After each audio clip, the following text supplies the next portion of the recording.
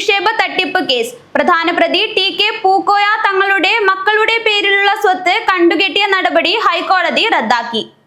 2019 സെപ്റ്റംബറിൽ പൂക്കോയത്തങ്ങൾ മക്കളുടെ പേരിലേക്ക് മാറ്റിയ മണിയാട്ട് വില്ലേജിലെ 17.29 സെന്റ് സ്ഥലം ബഡ്സ് ആക്ട് പ്രകാരം കളക്ടർ കണ്ടുകെട്ടിയത് സംബന്ധിച്ചാണ് തർക്കം.